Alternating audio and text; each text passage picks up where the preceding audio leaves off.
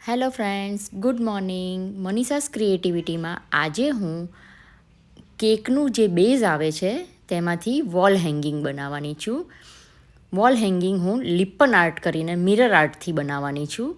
એની માટે મેં કેકનું જે બેઝ આવે છે નીચેનું તે લીધું છે. આપણા ઘરે કોઈ પણ પ્રસંગ હોય, કોઈ પણ સેલિબ્રેશન હોય, બર્થડે કે એનિવર્સરી, કંઈ પણ નાનું મોટું ફંક્શન હોય તો આપણે કેક કટિંગ કરીએ છીએ.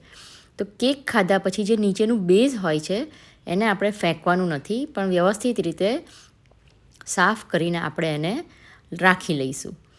એ કેકનું જે બેઝ છે એ રાઉન્ડ હોય કે સ્ક્વેર હોય, ગમે તે શેપનું હોય તે આપણને કામ આવી શકે છે. મારી પાસે એક રાઉન્ડ છે, એક સ્ક્વેર છે અને એક એકદમ નાનું સાઇઝનું છે. 3 છે, એટલે હું લાંબુ વોલ હેંગિંગ બનાવવાની છું. પણ તમારી પાસે સમથિંગ એક જ હોય તો તમે એકનું પણ વોલ હેંગિંગ બનાવી શકો છો. એની માટે મેં જે કેકનું બેઝ હતું એની ઉપર મેં રાઉન્ડરની મદદથી સર્કલ ડ્રો કર્યા છે. તમને નાની મોટી સાઇઝના સર્કલ ડ્રો કરી શકો છો. આ રીતે સર્કલ ડ્રો કર્યા પછી આપણી પાસે જે ફેવિકોલ આવે છે તે ફેવિકોલની મદદથી મિરર, કોઈ પણ તમને જે શેપ ગમતો હોય એ શેપના મિરર લઈ અને તમે મિરરને વ્યવસ્થિત રીતે લગાવવાના છે. મિરર એટલે આભલા, નાની મોટી સાઇઝના આભલા તમને કોઈ પણ શોપમાં મળી જશે. સ્ટેશનરીની જે શોપ આવે છે એ લોકો ક્રિએટિવિટીની આઇટમ્સ રાખતા હોય ત્યાં તમને આભલા મિરર મળી જશે. તમે તમારી રીતે તમને ગમતા શેપના આભલા કે મિરર લાવીને તમારું લિપ્પન આર્ટ કરી શકો છો. હું અમદાવાદમાં રહું છું અને અમદાવાદમાં ટંકશાળ છે. ટંકશાળમાં તમને હોલસેલમાં આ મિરર કે જે આભલા કહેવાય છે તે તમને હોલસેલમાં ખૂબ જ સસ્તે ભાવમાં મળશે. જો તમારે વધારે આર્ટ કરવી હોય, કંઈ પણ આ મિરરનો ઉપયોગ કરવો હોય તો તમે ટંકશાળમાંથી લઈ આવો તો તમને હોલસેલમાં ભાવમાં ખૂબ સસ્તા પડે છે. બાકી લોકલ તમે લેશો તો તમને 40-50 રૂપિયે તોલાના ભાવમાં મળે છે. આપણે જે સર્કલ કર્યા છે એની ઉપર આપણે ફેવિકોલ લગાવી અને મનગમતા શેપના આભલા કે મિરર જે છે તેને આપણે ચોંટાડવાના છે. અને આપણને ગમતી ડિઝાઇન આપણે આપણી ક્રિએટિવિટીથી આપણે ક્રિએટ કરી શકીએ છીએ અને આપણી મનગમતી ડિઝાઇનનું વોલ હેંગિંગ આપણે તૈયાર કરી શકીએ છીએ.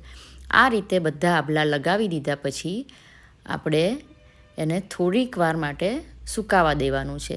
ફેવિકોલ એકદમ સુકાઈ જાય ત્યાં સુધી આપણે એને સાઈડ પર મૂકી રાખવાનું છે. અને ફેવિકોલ સુકાઈ જાય એટલે તમે જોઈ શકો છો આ રીતે કેટલું સરસ દેખાય છે.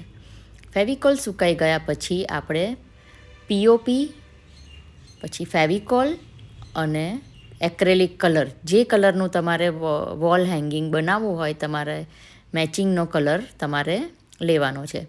એક્રેલિક કલર અંદર થોડું પાણી મિક્સ કરી અને આપણે આ રીતની જાડી પેસ્ટ બનાવવાની છે. પેસ્ટ બનીને તૈયાર છે. આ પેસ્ટમાં બહુ પાણી નથી રેડવાનું, નહીંતર તમારું લિપ્પન આર્ટ છે જે તે એકદમ ઢીલું ઢીલું થશે. તમારી પેસ્ટ તો બધું પાણીની જેમ નીચે પડી જશે અને સુકાતા પણ વાર લાગશે અને એનું ટેક્સચર સારું નહીં થાય. એટલા માટે તમારે એકદમ વ્યવસ્થિત લચકા પડતી જાડી પેસ્ટ બનાવવાની છે. અને એ પેસ્ટને તમારે ફોકની મદદથી ફાવે તો, અને નહીંતર પછી હાથની મદદથી આખા જ તમારા કેકનું જે બેઝ હતું એની ઉપર તમારે ચોપડી દેવાનું છે. પણ ચોપડતા પહેલાં તમારે જોવાનું છે કે તમારા આભલા જે ચોંટાડ્યા હતા તે ફેવિકોલ એકદમ સુકાઈ ગયો હોવો જોઈએ. નહીંતર તમે હાથથી લીપણ કરશો તો તમારું બધું જ ભેગું થઈ જશે. સેમ એવી જ રીતે આ એક નાની કેક હતી, એનું બેઝ હતું જે એ પણ મેં રહેવા દીધેલું હતું, એને સાફ કરીને રાખેલું હતું. એની ઉપર મેં કોઈ સર્કલ કે કોઈ પાડ્યું નથી. એની ઉપર હું જાતે જ એમ જ મિરર લગાવતી જાઉં છું અને જે ડિઝાઇન બને એ ડિઝાઇન આપણે જોઈએ છે કે કેવી બને છે. વચ્ચે એક ગોળ મિરર મૂક્યો અને આજુબાજુ શક્કરપારાના શેપના મિરર હું એક પછી એક લગાવું છું.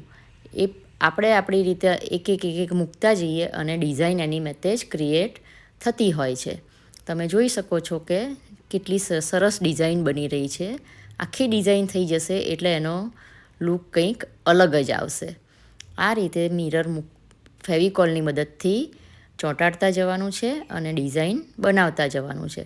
તમને ગમે તે રીતે તમે મિરર ગોઠવી અને મિરરની ડિઝાઇન બનાવી શકો છો. આમાં એવી કોઈ જ ડિઝાઇન ફિક્સ હોતી નથી. જેમ જેમ ફેવિકોલ લગાવીને આપણે મિરર મૂકતા જઈએ એમ ડિઝાઇન બનતી જાય છે. ફેવિકોલથી આપણે મિરર ચોંટાડ્યા પછી એક વાતનું ધ્યાન રાખવાનું છે કે મિરરને આપણે જ્યાં સુધી સુકાય નહીં ત્યાં સુધી એની ઉપર જે આપણે લીપણ બનાવ્યું છે એ પેસ્ટ લગાડવાની નથી.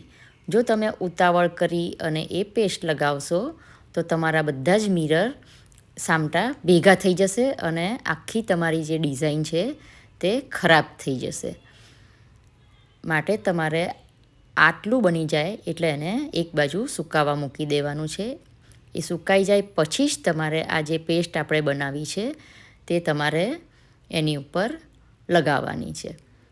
હું 3માં એક જ સરખો કલર વાપરું છું, પણ તમને જો અલગ અલગ કલર લેવો હોય તો તમારે 3માં અલગ અલગ કલરની પેસ્ટ બનાવીને 3 કલરનું મલ્ટી કલરનું પણ બનાવી શકો છો.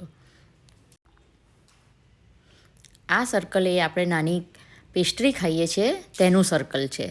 એ થોડુંક થિકનેસમાં પાતળું છે, પણ જે વોલ હેંગિંગ હું બનાવી રહી છું એમાં એક મોટું સર્કલ, એક સ્ક્વેર અને નીચે મારે રાઉન્ડ સર્કલ જ જોઈતું હતું, એટલે નાની પેસ્ટ્રીનું સર્કલ છે તે મને કામમાં આવી ગયું.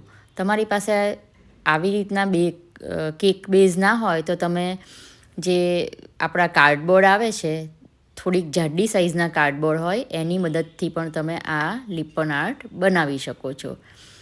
આ નાની પેસ્ટ્રીનું હતું જે સર્કલ, એની ઉપર પણ મેં કોઈ ડિઝાઇન કરી નથી.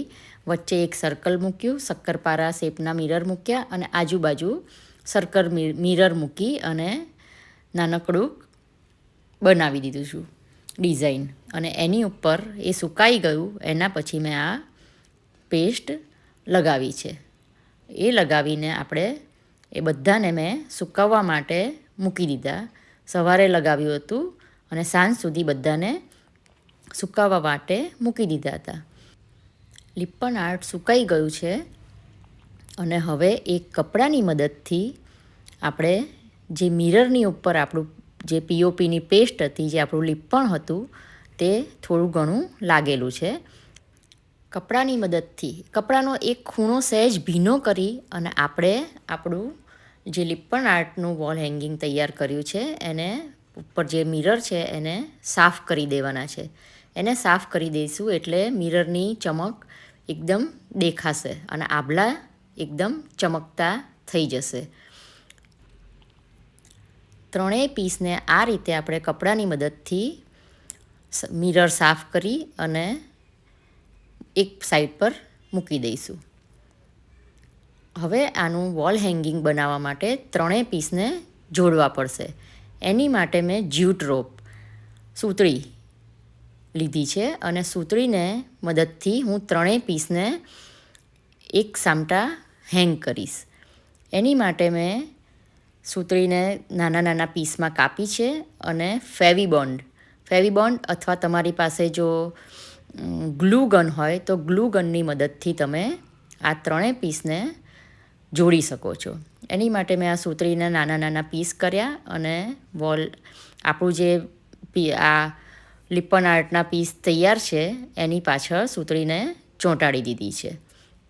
ત્રણેય પીસ એકસાથે લાગી જશે અને આપણે એને વોલ પર હેંગ કરી શકીશું. અને આ સૂતળીને લગાવ્યા પછી આપણે એને થોડીક વાર માટે સુકાવા દેવાનું છે. તરત વોલ પર હેંગ નથી કરવાનું.